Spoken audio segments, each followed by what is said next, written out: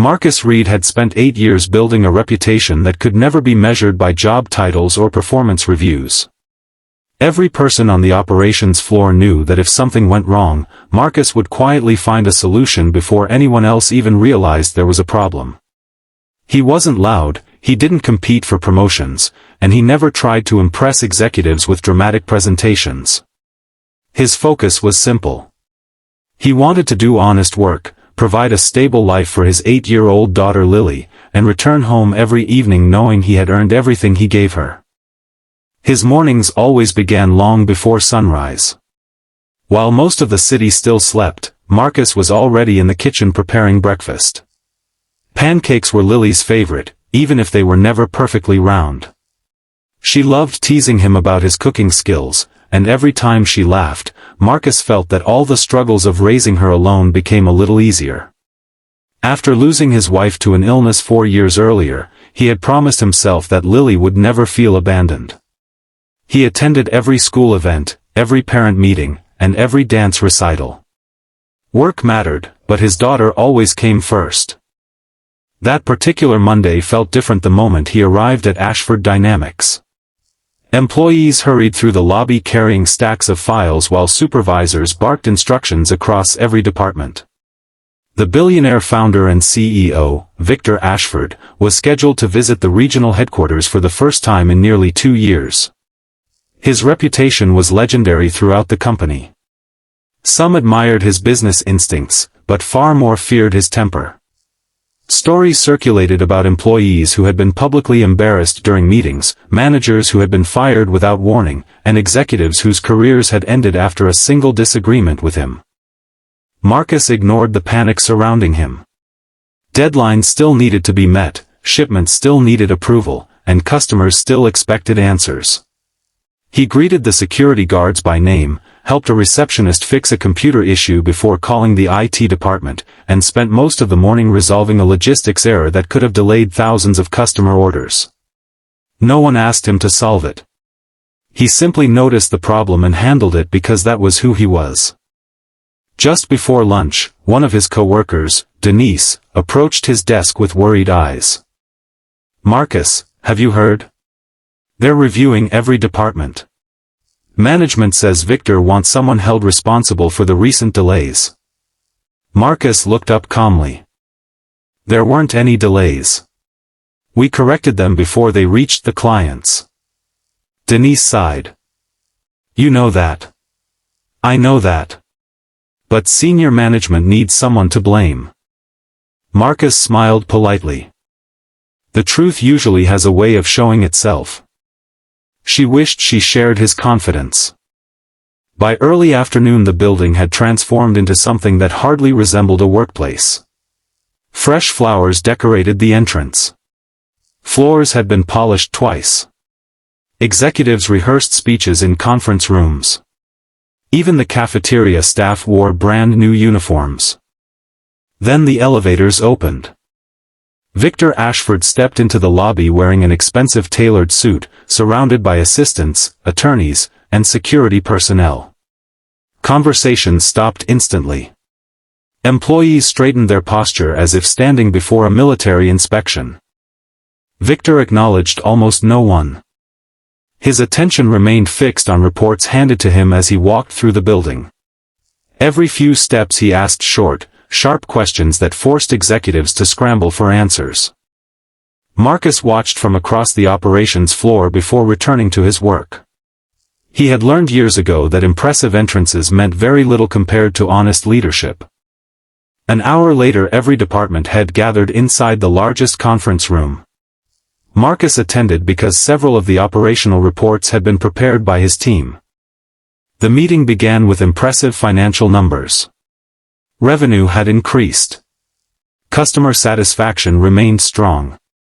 Production targets had been exceeded. Victor listened silently. Then one senior executive cleared his throat. "There has been one concern," he said carefully. "Recent operational inefficiencies have threatened our long-term growth." Marcus frowned. "Operational inefficiencies? That wasn't true."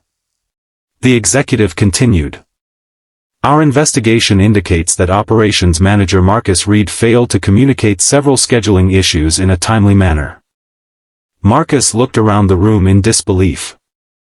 Every document proving otherwise had been submitted weeks earlier. Another executive quickly supported the accusation. "I agree." A third nodded. "The responsibility ultimately falls on his department." Marcus realized exactly what was happening. Someone needed to become the example. Victor slowly turned toward Marcus for the first time. His expression revealed no curiosity, no interest in hearing another perspective. Only judgment. "So," Victor said, his voice echoing across the silent conference room, "you're the reason this company keeps fighting unnecessary problems." Marcus answered respectfully. "Sir, the reports don't reflect what actually happened. The scheduling conflict was created after senior management changed supplier contracts. My team resolved every issue before any client experienced delays." Victor didn't even glance at the reports lying inches from his hand. Instead, he leaned back in his chair. "I don't pay employees to make excuses." Marcus remained calm. "I'm not making excuses. I'm explaining the facts." The room became painfully quiet. Several managers lowered their eyes. They knew Marcus was telling the truth. None of them spoke. Victor's face hardened. "I've built billion-dollar companies by trusting my instincts." He stood slowly. "And my instincts tell me you're the problem." Without another second of consideration, he pointed toward the conference room door. "You're not my employee anymore." No one breathed. The sentence hung in the air like a final verdict.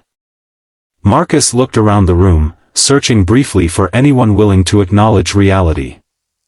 Nobody moved. Nobody spoke. He reached into his pocket, removed his employee identification badge, and gently placed it on the polished conference table. "Thank you for the opportunity," he said quietly. There was no anger in his voice. No shouting. No desperate plea. Only dignity. He picked up the small cardboard box from beside his chair and walked out of the conference room with steady steps. Inside the box rested a framed photograph of Lily smiling with missing front teeth, the colorful coffee mug she had painted for him on Father's Day, and a worn notebook filled with years of handwritten observations about improving the company. As the elevator doors closed behind him, Marcus looked once at his reflection. He had entered the building that morning believing he worked for one of the most successful companies in the country. He left realizing the company's greatest weakness had never been its operations. It was the arrogance sitting in the executive office. Marcus woke before dawn the next morning out of habit. For a brief moment, he reached for the neatly pressed company shirt hanging beside his closet before remembering he no longer had a reason to wear it. He stood quietly in the kitchen, staring out the window as the first light spread across the neighborhood. Losing his job should have filled him with panic, yet an unexpected sense of peace settled over him. The decision had been made for him. There would be no more endless overtime, no more executives taking credit for his work, and no more pretending that loyalty was appreciated. Lily wandered into the kitchen rubbing her eyes. "Are you going to work today, Dad?" Marcus smiled warmly. "Not today." "Are you sick?" He knelt beside her. "No, sweetheart. Yesterday my job ended." She looked at him with the innocent concern only a child could show. "Are we going to be okay?" Marcus brushed a curl away from her face. "We're going to be more than okay." She wrapped her arms around his neck. "I believe you." Those 4 words gave him more confidence than any executive speech ever had. After dropping Lily at school, Marcus drove to a quiet coffee shop where he had often met clients over the years. He expected to spend the morning updating his resume and searching for openings. Instead, his phone began vibrating before he had even ordered his coffee. The first call came from Emily Carson, purchasing director for one of Ashford Dynamics' largest customers. I heard what happened yesterday. Marcus hesitated. News travels fast. It does when everyone knows you were the one keeping projects on schedule. He thanked her politely but avoided criticizing his former employer. Emily continued. I have a question. Were the recent delays really your fault? Marcus answered honestly. No. I didn't think so. There was a pause before she spoke again. If you ever start your own consulting business, call me first. Before Marcus could respond, another call appeared on his screen. Then another. Then another. By lunchtime he had spoken with 6 long-time clients. None of them asked why he had been fired. Instead, they all asked the same question. What are you planning next? That surprised him more than losing his job. For years he had believed clients remained loyal to Ashford Dynamics because of its famous brand. Now he realized many had remained because they trusted him. Meanwhile, inside Ashford Dynamics, the atmosphere had changed completely. Victor Ashford demanded hourly updates after discovering that several major projects had stalled overnight. Why hasn't the Westbridge shipment left? One executive swallowed nervously. Marcus usually coordinated that process.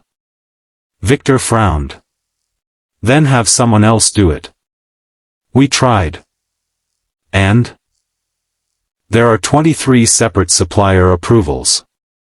Marcus memorized every emergency contact because the system database was never fully updated. Victor's expression darkened. Figure it out. Before anyone could leave the conference room, another manager rushed inside carrying a tablet. We've got another problem. Victor looked irritated. What now? The North Coast contract renewal. What about it? The client refuses to sign until they speak with Marcus Reed. Victor laughed dismissively. Tell them he's no longer employed. We already did. And? They said they'll review other vendors. Silence settled across the room. Victor refused to believe one employee could matter that much. Across town, Marcus sat quietly in the coffee shop reviewing pages from the notebook he had carried out of the building. It contained years of ideas that senior leadership had ignored. Better routing systems. Fair scheduling practices. Lower transportation costs. Safer warehouse procedures. Most had been rejected because implementing them required executives to admit the frontline employees understood the business better than they did. As he flipped another page, an old friend approached his table. Daniel Foster had once worked beside Marcus before leaving to build a successful technology company. I heard the news, Daniel said as he sat down. Marcus smiled. I figured everyone would eventually. Daniel shook his head. They made the biggest mistake of their lives. Marcus laughed softly. I'm unemployed. No, Daniel replied. You're finally available. Marcus looked confused. Daniel placed a folder on the table. I've spent 2 years trying to convince you to start your own business. I always said I wasn't ready. You were ready years ago. Marcus opened the folder. Inside were financial projections, office rental options, startup investment offers, and letters from investors who had already agreed to fund a new logistics consulting firm if Marcus agreed to lead it. He looked up in disbelief. You prepared all this? Daniel nodded. I've watched companies succeed because of your work while someone else collected the applause. Marcus remained silent. Daniel leaned forward. You're not asking investors to believe in an idea. They're believing in you. For several long moments Marcus stared through the cafe window, watching people hurry along the sidewalk. He remembered every late night spent solving emergencies. Every birthday celebration he had left early because the company needed him. Every promise from executives that recognition would come someday. It never had. Maybe it never would have. He slowly closed the folder. What if we build something different? Marcus asked. Daniel smiled. What do you mean? A company where people are respected. Where managers listen before blaming. Where parents don't have to choose between work and their children. Where success belongs to the entire team. Daniel extended his hand across the table. I've been waiting to hear you say that. Marcus shook his hand. For the first time since leaving Ashford Dynamics, he wasn't thinking about the job he had lost. He was thinking about the future he was finally free to build. Miles away, Victor Ashford stood in his executive office overlooking the city, convinced his company would recover within days. He had no idea that the strongest part of his empire had never been the glass towers, the billion-dollar contracts, or the famous company name. It had walked out carrying a cardboard box with a little girl's photograph inside.